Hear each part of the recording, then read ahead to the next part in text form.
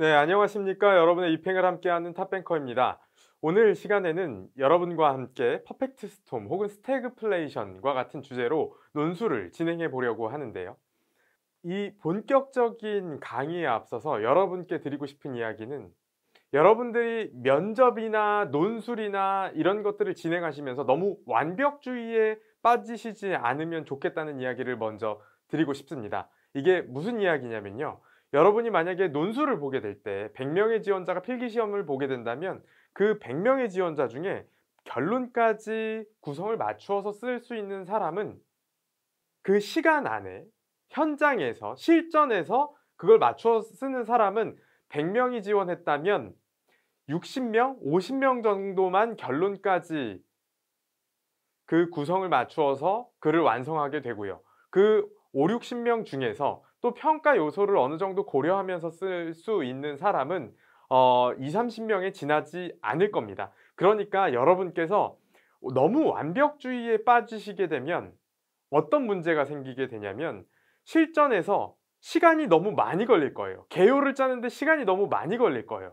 그래서 그런 우를 범하지 않으셨으면 좋겠고, 주어진 시간 안에 결론까지 다다르려면 여러분이 개요를 실전에 가서 짜는 게 아니라 지금 미리 어느 정도는 나올 주제들별로 예상을 하면서 어떤 내용을 서술할지를 가지고 가야 됩니다. 그래야 현장에서 글을 완성을 할 수가 있습니다. 그리고 조금은 틀려도 돼요. 무슨 말이냐면 논술에는 정답이 없어요. 채용 설명회에서도 말합니다. 논술에는 정답이 없고 그냥 자신의 생각을 서술하면 된다. 자, 옛날에 기업은행과 국민은행도 논술이 있었는데요. 그때마다 이제 채용 설명회를 하면 지원자들이 가장 많이 물어보는 게 지금 예를 들면 문재인 정부에서 기업은행의 행장님을 임명했는데 그럼 약간 조금은 민주당 쪽의 입장에서, 그러니까 약간 민주당 쪽이라는 거는 기본소득제라든가 청년들을 위한 지원책이라든가 이제 취약계층에 대한 보조나 지원 이런 것들을 조금 많이 써주면 좋아하지 않을까. 그리고 만약에 이명박 박근혜 정부 때는 상대적으로 어떤 민영화라든가 이런 것들을 공약으로 내세우는 그런 정권이다 보니까 조금은 그런 자유화, 최저임금도 상대적으로 민주당은 올려주자면 이제 이명박 박근혜 정부 때는 최저임금 올리지 말자라는 쪽이죠. 그래서 이런 내용들이 이제 정권에 따라서 다른 것이 아니냐 이런 질문들을 사람들이 많이 했어요. 그래서 정답이 있는 게 아니냐? 아니다. 그러면 채용 설명회에서 인사 담당자는 항상 아니다. 그냥 자신의 생각을 서술하면 되고 정답이 있는 게 아니다. 라고 이야기했습니다. 그러니까 여러분이 논술을 쓰시면서 뭔가 정답을 찾으려고 하지 마세요. 그냥 정답을 만들어 간다라고 생각을 하시면 됩니다. 그때 무조건 어떤 정답을 만들어감에 있어서 수용성이 있어야 되기 때문에 인과관계는 맞춰줘야 되겠지만, 예를 들면 뭐 기본소득을 늘려야 된다, 줄여야 된다 이런 것에 정답은 없다는 거죠. 그리고 조금은 러프하게 접근을 하면 글이 조금 잘 써질 거예요. 그래서 오늘은 그런 연습까지 같이 하면서 논의를 전개해보는 시간을 갖도록 하겠습니다. 먼저 계속 해봤지만 경제 상황을 빠르게 정리하고 이야기로 넘어가 봅시다. 코로나로 인해서 경제를 부양시키기 위해서 통화정책, 재정정책 모두 다 썼는데 대표적인 것이 금리 인하와 양적 완화라는 통화정책이고, 그로 인해서 통화가치가 하락하고 그 통화가치가 하락하는 것으로도 모자라서 미 연준은 평균 물가 목표제, 그래서 인플레이션이 일정 수준 발생하더라도 우리 눈 감아 줄게.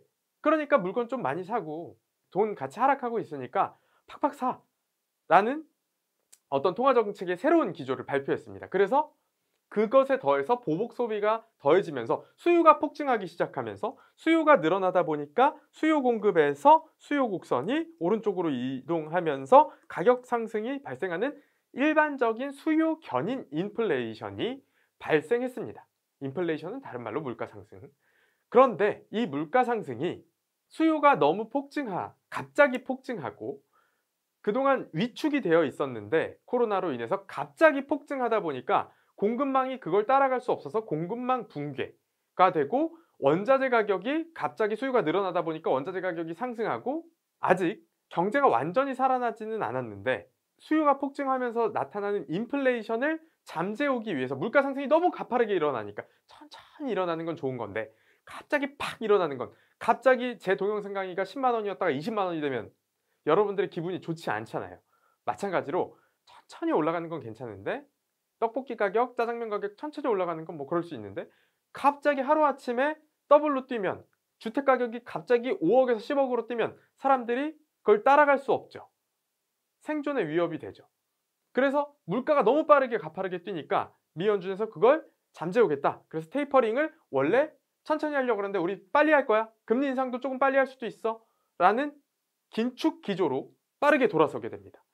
그러면서 긴축 기조로 돌아서면서 금리 인상과 테이퍼링 이야기가 나오고 이로 인해서 금리 인상이 되니까 금리 인상이 이제 다가오고 있는 게 느껴지니까 사람들이 어떻게 되죠? 야 이거 이제 오르겠다. 나 이제 떡볶이 2개 사 먹던 거 하나만 사 먹어야 되겠다.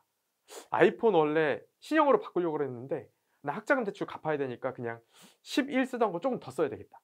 이렇게 되죠. 그래서 앞으로는 수요가 견인하는 인플레이션이 아니라 물론 소유도 어느 정도는 늘 수 있겠지만 이제는 수요가 중심이 되는 인플레이션이 아니라 임금이 상승하거나 아니면 원자재 가격이 상승하거나 이러면서 발생하는 비용 인플레이션, 이 발생하게 될 염려가 나오게 됐습니다. 그러니까 예를 들면 지금 동영상 강의를 만드는데 동영상 강의를 만드는데도 필요한 것들이 있겠죠. 예를 들면 지금 이런 스튜디오도 필요하고요. 스튜디오에 전기세를 내는데 이 전기는 석탄, 석유를 떼서 나오는 거겠죠. 근데 이런 전기세도 올라가고 임대료도 올라가고 그러면 자연스럽게 어쩔 수 없이 동영상 가격도 올라갈 수밖에 없겠죠. 그럼 이런 수요가 늘어나면서 발생하는 인플레이션이 아니라 이제 비용이 증가하면서 생기는 인플레이션이 생기게 되면 이제 수요량은 어떻게 되죠? 수요량은 주는데 비용만, 가격만, 상품의 가격만 올라가는 그런 인플레이션이 오게 되고 그런 인플레이션의 조금 어려운 이름이 스태그플레이션, 경기 침체 속의 물가 상승인데 이 스태그플레이션이 오는 게 아니냐. 근데 이 스태그플레이션의 상황에다가 가계부채 통제까지 해버리니까 이제 없는 사람들은 안 그래도 물건 가격이 빠르게 올라가는 인플레이션이 심한 시기가 되었는데 가계 대출까지 안 해주니까 이제 나는 물건을 어떻게 사? 치킨집 사장님 임대료는 올라가고 치킨 원자재 값은 늘어나는데 알바비는 최저임금 인상으로 올라가는데 이제 이 사업을 영위하기가 어렵게 되는 거죠. 그럼 문 닫는 거죠.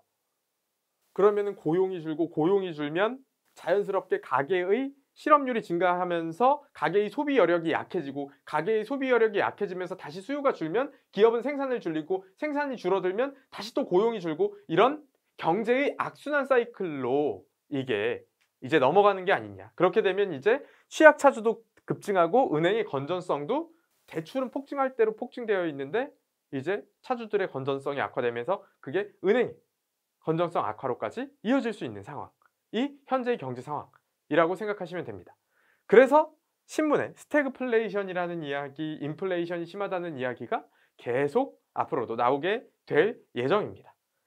그래서 경기 침체를 뜻하는 스태그네이션과 물가 상승을 뜻하는 인플레이션의 합성어로 저성장 고물가 상태. 자, 수요는 줄고 가격은 상승하는 저성장 고물가 상태를 스태그플레이션이라고 한다. 자, 그럼 이 스태그플레이션이 과거에 이 단어가 처음 나오게 된 게 언제냐면 오일 쇼크 때 나오게 됐어요. 오일 쇼크라는 건 이름에서도 알 수 있듯이 기름값, 유가가 빠르게 상승하면서 유가가 오르니까 유가가 오르면 방금 이야기 드린 것처럼 전기세도 오르죠. 그리고 이 옷 같은 것도 다 이제 석유 같은 걸 어떻게 해가지고 가공해서 만드는 건데 섬유 가격, 모든 가격이 그 물류, 유통 다 이제 자동차도 기름으로 다니죠. 그러니까 모든 가격이 다 오르게 되죠. 그래서 오일 쇼크로 인해서 모든 가격이 오르게 되는 경기 침체 속에 가격이 오르게 되는 스태그플레이션이라는 게 1973년에 1차 오일 쇼크가 오게 됩니다. 간단하게 설명드리면 이스라엘이랑 아랍연합군이 싸우는 중동 전쟁이 발발했는데 이 지역이 기름이 많이 나는 지역이죠. 근데 이 기름이 많이 나는 지역에서 이제 미국이 이스라엘 편을 들어주면서 이 아랍연합군을 이겼어요. 근데 이 아랍연합군들이 대부분 석유 생산국들이고 지금 이제 석유 생산국들의 모임을 유식한 말로 오펙이라고 부르는데 그 오펙 산유국들이 불만을 품은 거죠. 미국 니네가 우리 공격해? 그럼 우리도 기름 싸게 안 넘길 거야. 그러면서 기름 생산량을 확 줄이게 됩니다. 그러면서 미국의 세계 경제의 중심인 미국의 모든 물가가 상승하고 실업률이 증가하는 스태그플레이션이 오게 됩니다. 그래서 여기 유가 급등 전후 경제 성장률을 보면 경제 성장이 가파르게 마이너스로 돌아서는 것들을 볼 수 있죠. 그래서 1, 2차 오일 쇼크가 왔었는데 이 오일 쇼크가 대표적인 비용 인상의 원인이고 이 비용 인상의 원인에서 오는 경기 침체가 스태그플레이션이다 라고 생각하시면 되겠습니다. 그래서 오일 쇼크가 뭔지 잡아놓고요. 그 다음 스태그플레이션이 발생하면 고용이 축소되고 소비가 축소되고 다시 생산 축소되고 이런 경제의 악순환 사이클에 들어간다. 근데 경제는 악순환이어서 고용은 축소되는데 마치 지금의 한국처럼. 근데 물가는 집값은 빠르게 오르죠. 그럼 어떻게 돼요? 많은 사람들이 힘들죠. 그리고 이 스태그플레이션이라는 게 그래서 지금 세계 경제의 위기, 스태그플레이션으로 인한 세계 경제의 위기가 드리워지고 있는데 여기서 함께 알아두셔야 할 개념이 리플레이션이라는 개념입니다. 리플레이션이라는 개념은 경제가 디플레이션에서는 벗어났지만 심각한 인플레이션, 하이퍼 인플레이션까지는 아니고 아까 이야기 드린 것처럼 적정 수준, 10,000원이던 떡볶이가 11,000원 하는 거. 그 정도. 그런 적정 수준의 심각하지 않은 인플레이션 정도에 다다르는 걸 리플레이션이라고 합니다. 그럼 리플레이션은 조금 좋은 상태죠. 근데 이거 디플레이션은 이제 코로나로 인한 소비 위축으로 인해서 디플레이션 오는 거 아니야? 경기 침체 오는 거 아니야? 근데 그건 아니었고 벗어나서 물가가 상승하고 있는데 적정 수준으로 머무르면 리플레이션. 근데 이게 더 올라가면서 고용이 축소되기 시작하고 그러면서 근데도 계속 물가는 오르면 그건 뭐? 그건 스태그플레이션. 그럼 리플레이션 정도로 남으면 베스트한데 스태그플레이션으로 넘어가면 조금 슬픈 상황이 된다라고 머릿속에 일단 잡아놓고 오늘의 주제로 들어가 봅시다. 스태그플레이션의 그림자가 드리워지고 있다. 스태그플레이션의 원인을 진단하고 대응책을 서술하라. 거나 인플레이션에 대한 우려로 인하여 양적 완화가 축소되고 있다. 인플레이션이 심하니까 긴축 정책을 해야 되잖아요. 과거 이제 석유 파동으로 인한 인플레이션도 결국 마지막에는 어떻게 잡았냐면 긴축 통화 정책을 가파르게 갑자기 낮았던 금리가 20%까지 미국의 금리가 20%까지 한 번에 올라가면서 통화 정책을 엄청난 긴축 정책으로 돌아세우면서 그 물가 상승이 멈추게 되었습니다. 그럼 그 20%가 되면 지금 한국의 경제는 파탄 날 수 있겠죠. 어쨌든 스태그플레이션의 그림자가 드리워지고 있다. 스태그플레이션의 원인을 진단하고 대응책을 서술하라. 그럼 그렇게 금리를 20%로 만들어서 대응하면 이제 경제 주체들이 많이 힘들 테니까 다른 대응책을 이야기해 봐야 되겠죠. 인플레이션에 대한 우려로 인하여 양적 완화가 축소되고 있다. 이게 다른 말로 테이퍼링이죠. 이에 따라서 금리 인상의 시기가 차츰 다가오고 있는데 이로 인해 가계기업의 영향과 금융기관의 역할을 서술하라. 여기에 가계기업이라는 말이 없고 이로 인한 영향과 라고 나와도 결국은 가계기업에 대한 영향을 묻는 거라고 생각하시면 됩니다. 자, 방금 이야기한 것처럼 스태그플레이션의 원인은 지금 완화적 통화정책으로 현금 가치가 하락했고 이로 인해서 보복 소비가 더해지면서 인플레이션이 발생했는데 이런 상황에서 가계부채가 증가하고 금리가 인상되면 앞으로 나 소비를 줄여야 되겠다. 아이폰 나중에 사야지. 바꾸고 싶었는데 안 되겠다. 이렇게 이제 소비 감소가 되고 그러면서 수요량은 주는데 물가는 상승하는 스태그플레이션이 오는 요인들이 되는 거죠. 이런 것들이. 자, 그래서 이 두 개 주제를 동시에 접근해 볼 건데요. 대응책은 전 시간에 배웠던 것처럼 대응책은 사실 크게 다르지 않아요. 그런데 조금은 다른 이야기로 서술을 해볼 거예요. 근데 전 시간에 배웠던 거 그대로 갖다가 써도 어느 정도 말이 되실 거예요. 그러니까 제가 아까 너무 완벽주의에 빠지지 마라 라는 게 제가 오늘 이야기하는 조금 다른 이야기로 서술해도 되는데 지난 시간에 배운 거 응용해서 서술하셔도 된다고요. 그러니까 너무 정답을 찾으려고 하지 말고 논술 시간에는 여러분이 생각하는 것보다 시간이 너무 빨리 갈 거예요. 그러니 완성하는 거에 집중하라 라고 이야기 드리고 싶습니다. 너무 완벽하게 적으려고 하다가는 시간 다 흘러간다. 자, 코로나보다 무서운 스태그플레이션이라고 제목을 정했습니다. 문제의 스태그플레이션이 아니라 퍼펙트 스톰이 나오더라도 같습니다. 결국은 묻는 게 이거예요. 지금 경제가 많이 이런 이유로 힘들어질 건데 어떻게 대응할 거야? 그리고 사실 스태그플레이션이나 지금 나오는 스태그플레이션이나 퍼펙트 스톰이나 결국 지금 가계부채나 금리 인상 이런 것들이 맞물려 들어가면서 발생하는 문제이기 때문에 그건 어떤 결과죠. 지금 이런 금리 인상, 가계부채, 좀비 기업 이런 것들이 복합적으로 엮이면서 나오는 게 퍼펙트 스톰이라는 단어이고 이런 게 또 복합적으로 엮이면서 나오는 단어가 스태그플레이션이잖아요. 그렇기 때문에 여러분들이 서론을 구성하고 본론을 구성하는데 그 단어가 조금 달라진다고 해서 특별히 서론이 크게 달라져야 될 필요가 없습니다. 그러니 실전에서는 완벽하게 쓰려고 하기보다는 완성하는 데 집중을 하자. 자, 그래서 따라가 보겠습니다. 먼저 서론입니다. 코로나 위기 극복이라는 명분 아래 시작된 유료는 금리 인하와 양적 완화 등의 통화 정책으로 가계 및 기업 부채는 폭증하게 되었다.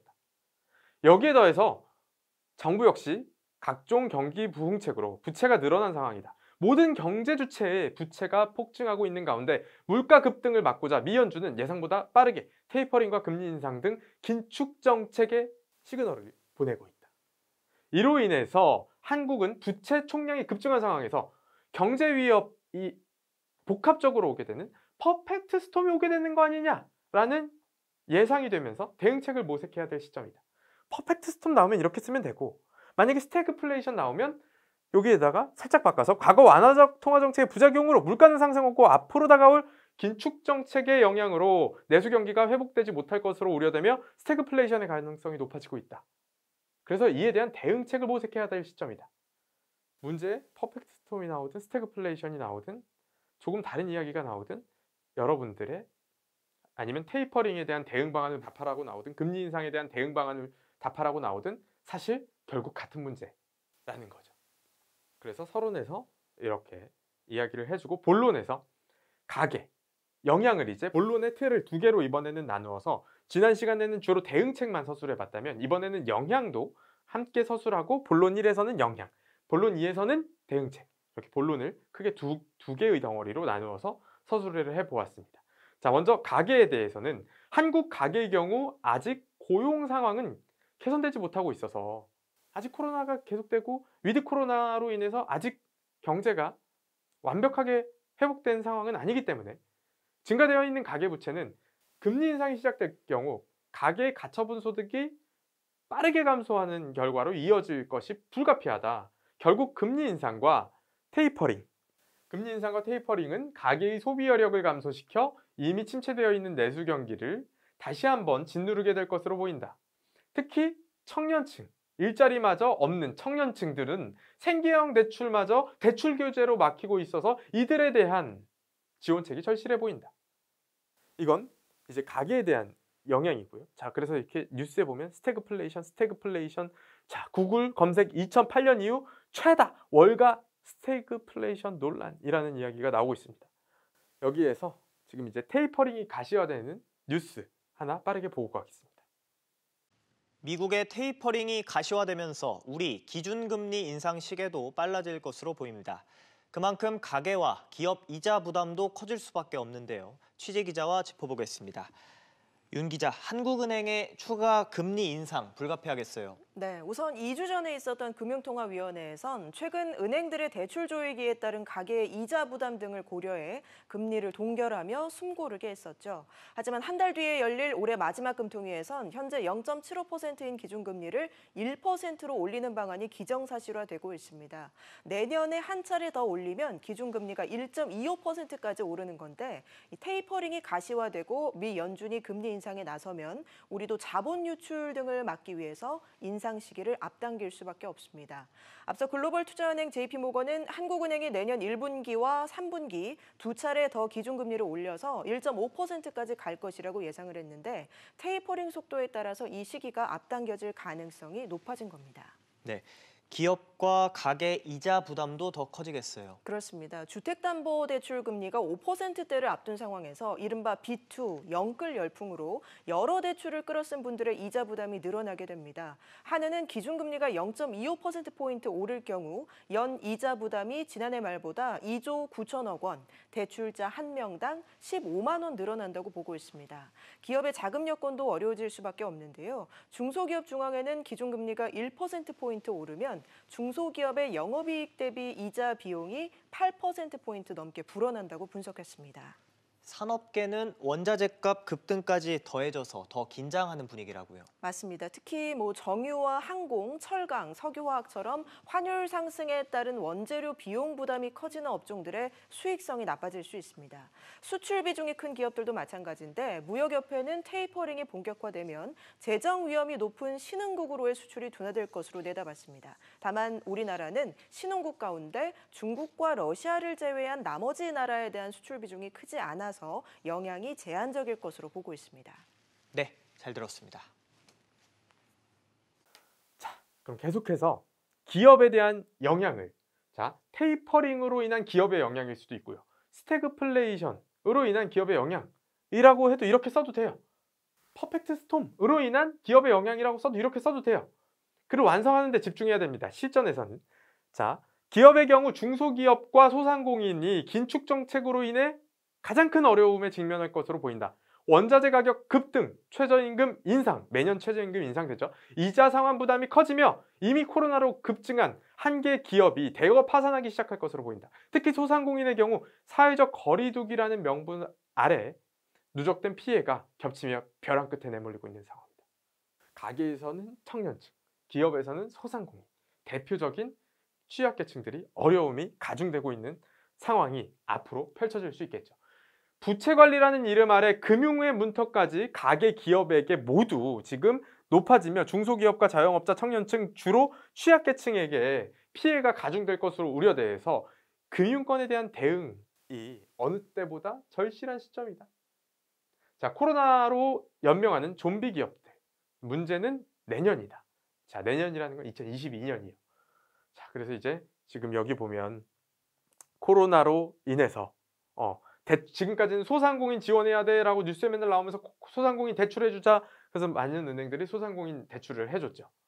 그런데 대출 연장이 끝나는 내년부터 파산 러시가 물밀듯이 밀려올 수 있다. 좀비 기업들이 이제 이자 상환, 금리 인상이 심해지면 자연스럽게 이자 상환 부담이 높아지고 그로 인해서 벌어들이는 돈으로 인해서 이자도 못 내는 좀비 기업들이 많아질 상황에 지금 직면해 있는 것이죠. 지금까지는 오히려 여기 기사처럼 코로나19로 어려운 경제 상황임에도 금리가 싸지니까 대출이 부담스럽지 않아요. 그래서 오히려 코로나 전보다 파산 신청 건수가 줄었는데 이렇게 잠깐 정부와 금융권의 지원으로 생을 연명하고 있던 기업들이 이제 대출 연장이 종료되는 시점부터 빠르게 줄파산할 것으로 우려가 되는 거죠. 그럼 이걸 줄파산 팍 하지 않고 스무스하게 정리되도록 재기할 수 있는 사람은 좀 재기도 하고요. 이렇게 연착륙하도록 노력하는 금융권의 역할이 필요한 시점이겠죠? 그래서 이번엔 좀비 기업에 대한 뉴스를 하나 보고 이어가겠습니다. 영업이익으로 이자도 못 내는 한계 기업이 국내 기업 5개 중에 1개쯤 되고 그 비중이 경제협력개발기구 중 4번째로 크다는 조사 결과가 나왔습니다. 버티기 힘든 한계 기업의 증가, 한국 경제의 뇌관으로 부상했습니다. 보도에 김상우 기자입니다. 기업이 번 돈으로 이자도 내지 못하는 상태가 3년간 지속하면 한계 기업으로 분류됩니다. 간신히 숨만 붙어 있는 사실상 숨진 것이나 다름없는 이른바 좀비 기업인 셈입니다. 최저임금 인상과 코로나 사태의 직격탄을 맞은 한국 경제. 한계 기업의 상황이 어떤지 살펴봤습니다. 2016년 15.7%에서 2017년 15.2%로 소폭 하락한 후 2020년까지 지속해서 상승한 것으로 나타났습니다. 대략적으로 국내 5개 기업 중 1개는 2018년부터 지난해 말까지의 영업이익으로 이자 비용조차 감당하지 못하고 있는 것입니다. 특히 우리의 한계 기업 비중은 경제협력개발기구 OECD 평균보다 5.5%포인트 높았고 OECD 25개국 중에서도 그리스 등에 이어 4번째로 높았고 한계 기업 비중이 가장 적은 나라인 일본보다는 7.6배나 높았습니다. 이와 관련해서 한국은행은 최근 한계 기업 비중이 2010년 통계 작성 이후 최고치로 증가했고 이들의 빚도 전년보다 9조 원 이상 급증한 약 125조 원으로 주의가 필요하다고 밝혔습니다. 가계와 기업의 빚이 사상 처음으로 무려 4,300조 원을 넘어서 금융 불안이 우려되는 상황이기 때문입니다. 금융 불균형이 심화되는 등 중장기적인 관점에서의 잠재 취약성은 높은 수준을 보이고 있습니다. 버티기 힘든 한계 기업의 증가, 한국 경제의 뇌관으로 부상했습니다. YTN 김상호입니다. 자, 그래서 좀비 기업에 대한 뉴스를 함께 살펴봤고요. 자, 이번에는 이런 퍼펙트 스톰, 스태그플레이션, 금리 인상, 테이퍼링으로 이런 영향들이 이제 있을 예정인데 본론에서는 그래서 금융권에서 어떤 대응을 해나가면 좋을지에 대한 이야기를 해봅시다. 지난 시간에 했던 내용을 응용해서 써도 되는데요. 오늘은 조금 새로운 내용으로 여러분에게 배경 지식을 넓혀드리려고 합니다. 자, 여러분이 만약에 집을 사는데요. 여기 보지 말고 잠깐 논술 강의 잠깐 멈추고 여기 제가 새로운 개념을 여러분께 잠깐 설명드리겠습니다. 비소구 주택담보대출이라는 게 있어요. 자, 여러분이 만약에 5억의 집을 사게 됩니다. 5억의 집을 샀는데 대출을 4억을 받았어요. 내 돈은 1억이 들어갔다고요? 근데 집값이 폭락했어요. 그래서 집값이 3억으로 떨어졌어요. 그럼 2억을 손해보죠. 원래는 2억을 손해봐야 돼요. 2억을 손해봐서 집값이 3억이 돼도 내 대출은 여전히 4억이죠. 집값은 3억이 됐는데 대출금은 4억이 돼요. 그러면은 이제 대출받은 게 집값보다 더 많아지니까 은행에서는 이 집을 경매에 넘겨서 담보권을 다른 말로 실행한다고 하는데 이 집을 경매에 넘겨서 자신들의 빌려줬던 자금을 회수하게 됩니다. 자, 그런데 왜 이 집값이 이렇게 비싼 건 나 때문은 아니잖아. 청년층의 입장에서 생각해 보자고요. 아니, 이거 내가 왜 집값 폭락에 대한 리스크를 내가 다 져야 되지? 이거 내가 올린 것도 아니고 투기 세력들이 올린 거잖아. 난 그냥 내 집 마련 하나 하고 싶을 뿐이야.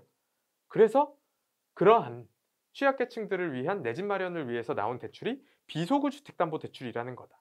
자, 이거는 집값이 하락한 경우에 집값 하락분에 대해서 이제 같이 금융권이 공동으로 책임을 져주는 거예요. 무슨 말이냐면 5억에서 3억으로 집값이 폭락하더라도 내 손해가 2억이 되는 게 아니라 은행이 집값 3억이야? 대출금 4억이었는데 4억 갚아야 되는데 4억 말고 3억만 갚아. 아니, 왜냐면 집값이 3억이 됐잖아. 그 손실을 우리가 같이 분담해 줄게. 너 혼자 책임지지 마. 그 비싼 집 네가 비싸게 사고 싶었던 거 아니잖아. 너 3억만 갚아. 라고 하는 대출이 비소구 대출이다. 그래서 책임을 분산해 주는 대출이다. 자, 그래서 이런 비소구 대출을 이제 해줘야 된다는 이야기가 나오고 있습니다.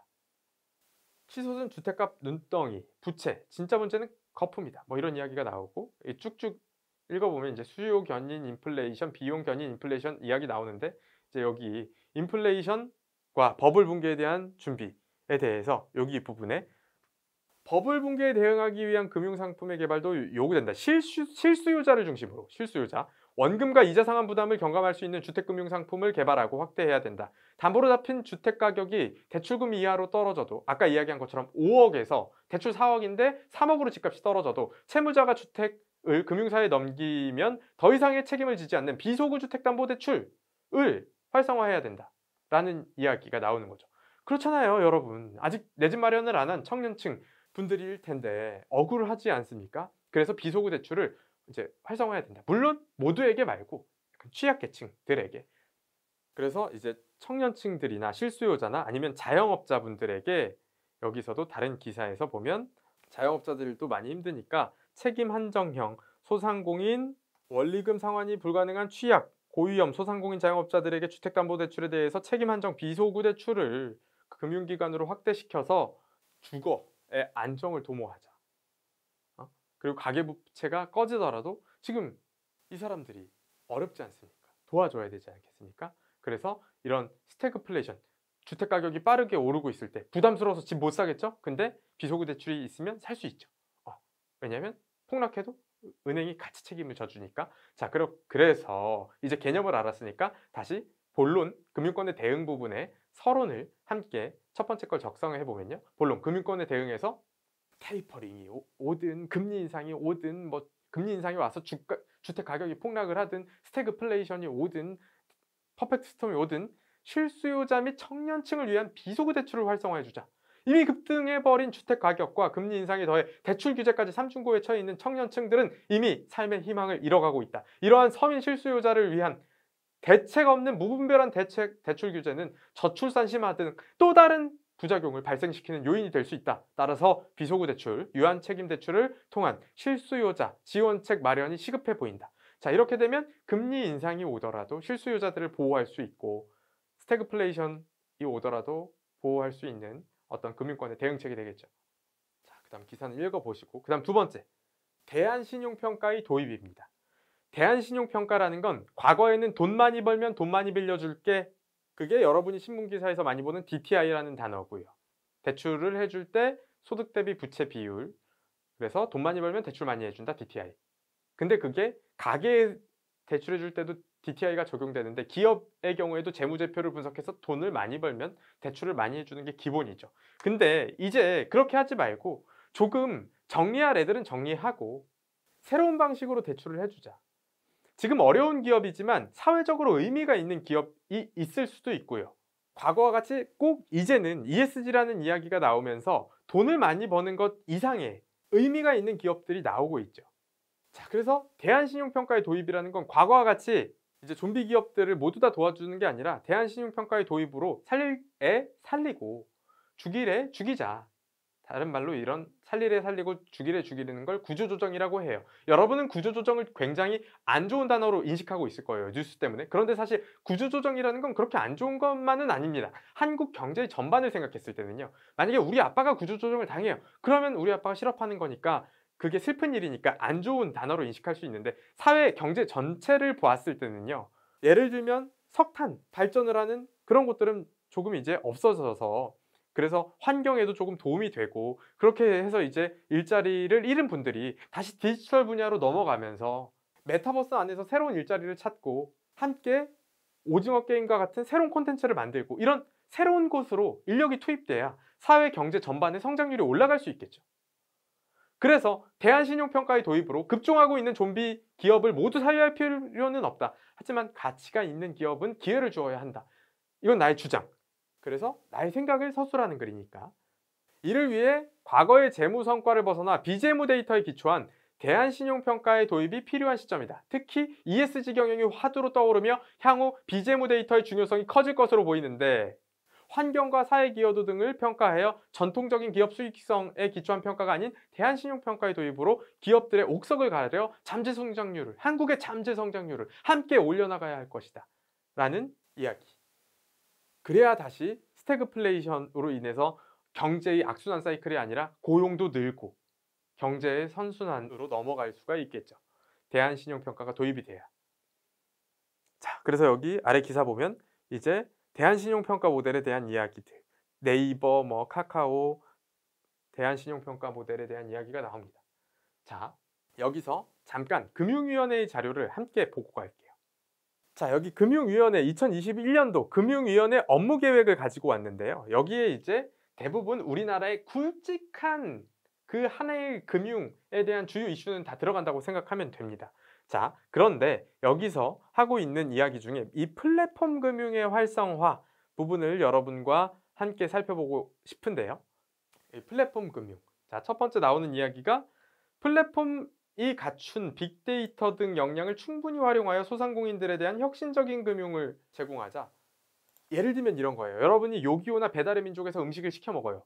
맛집이면 별점이 높게 평가되겠죠. 그럼 이제 돈은 못 벌더라도 새로 음식점 만들어서 2달 장사했는데 존맛.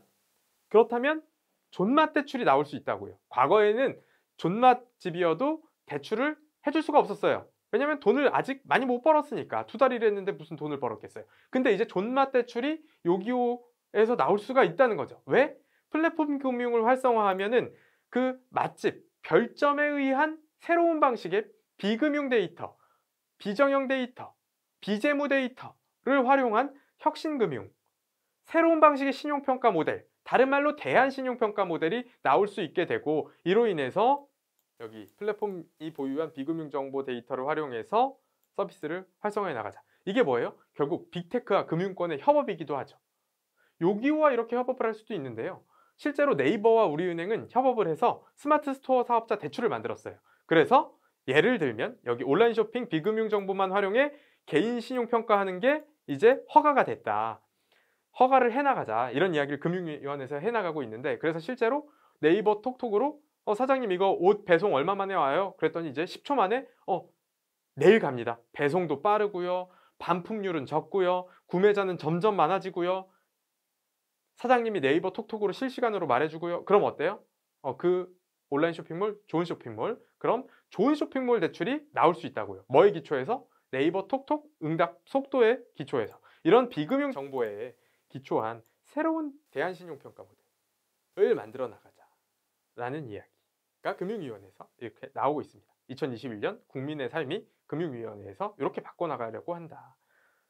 자, 뭐 매년 그렇게 바뀌는 건 없어요. 그래서 사실 조금씩 바뀌어 나가는데, 그래서 이제 연착륙하자, 그 다음 빅데이터 기반 금융, 플랫폼 금융 하자, 뉴딜 펀드, 그린 뉴딜, 디지털 뉴딜 하자, 기술금융, 동산담보대출 활성화해 나가자, 생산적 금융을 위해서.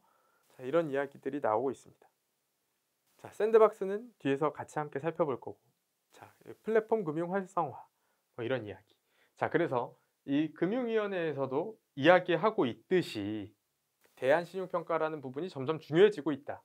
뭘 위해서? 소상공인들이나 중소기업을 위해서 대출을 할 때 신용평가 방식을 과거와 다른 새로운 방식으로 하겠다. ESG의 요소가 첨가되는 신용평가 모델이 나오게 되거나, 아니면 새로운 방식의 비재무 데이터를 활용한 신용평가 모델이 나오게 된다는 거죠.